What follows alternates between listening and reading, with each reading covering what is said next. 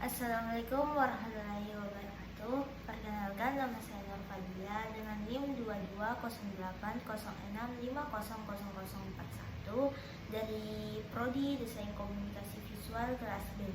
Mata kuliah Metodologi Desain dengan dosen pengampu Bapak Dian Cahyadi, SSN MDS. Di sini saya akan menjelaskan ulang materi yang telah dibawakan oleh Bapak Dian Cahyadi pada pertemuan ke-11, yaitu metode pengujian dalam metodologi desain. Baik, langsung saja. Metode pengujian desain adalah bagian penting dalam proses pengembangan produk atau sistem. Pengujian dilakukan untuk memastikan bahwa solusi desain berfungsi dengan benar dan memiliki persyaratan teknis yang telah ditetapkan. Prinsip-prinsip dasar dalam pengujian desain merupakan bagian penting dalam proses desain.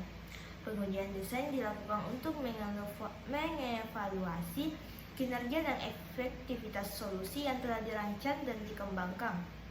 Dalam pengujian solusi desain, terdapat beberapa prinsip dasar yang harus diperhatikan untuk memastikan hasil pengujian yang valid dan akurat. Ialah yang pertama, definisi tujuan pengujian. Tujuan pengujian harus jelas dan terdefinisi dengan baik sebelum pengujian dilakukan. Kedua, identifikasi pengguna. Pengguna solusi desain harus diidentifikasi dengan jelas sebelum pengujian dilakukan. Ketiga, penggunaan metode pengujian yang tepat.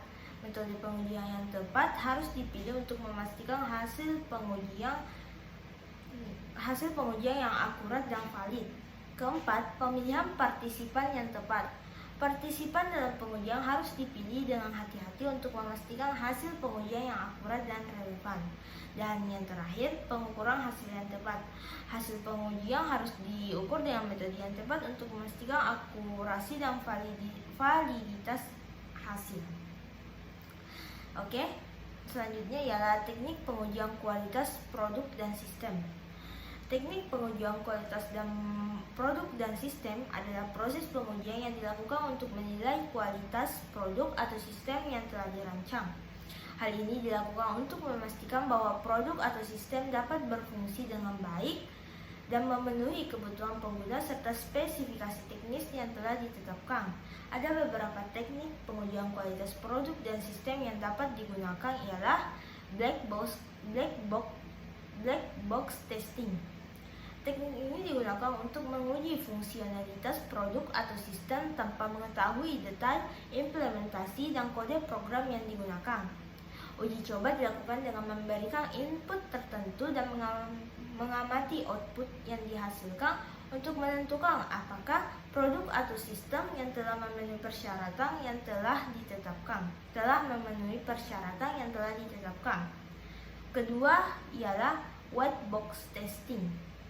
Teknik ini dilakukan dengan memeriksa kode program yang digunakan dalam membuat produk atau sistem dan menguji setiap bagian dari kode tersebut. Hal ini dilakukan untuk menemukan bug atau kesalahan yang mungkin terjadi pada produk atau sistem dan memastikan bahwa produk atau sistem berjalan dengan baik. Ketiga ialah regression testing. Teknik ini dilakukan untuk memastikan bahwa perubahan atau perbaikan yang dilakukan pada produk atau sistem tidak mempengaruhi fungsionalitas yang telah ada sebelumnya. Dalam hal ini, pengujian dilakukan dengan menguji kembali setiap fitur yang telah ada sebelumnya untuk memastikan bahwa perubahan atau perbaikan tidak mempengaruhi fungsionalitas tersebut. Keempat ialah user acceptance testing atau UAT. Teknik ini dilakukan untuk menguji produk atau sistem dengan cara meminta pengguna untuk menguji dan memberikan umpan balik terhadap produk atau sistem tersebut. Hal ini dilakukan untuk memastikan bahwa produk atau sistem dapat memenuhi kebutuhan dan harapan pengguna. Dan yang terakhir ialah performance testing. Teknik ini digunakan untuk menguji kinerja produk atau sistem dalam situasi yang berbeda-beda, seperti jumlah pengguna yang berbeda atau volume data yang berbeda. Hal ini dilakukan untuk memastikan bahwa produk atau sistem dapat berjalan dengan baik dalam berbagai kondisi. Baik, sampai di sini penjelasan dari saya. Mohon maaf apabila ada salah kata. Wabillahi taufiq wal hidayah. Wassalamualaikum warahmatullahi wabarakatuh.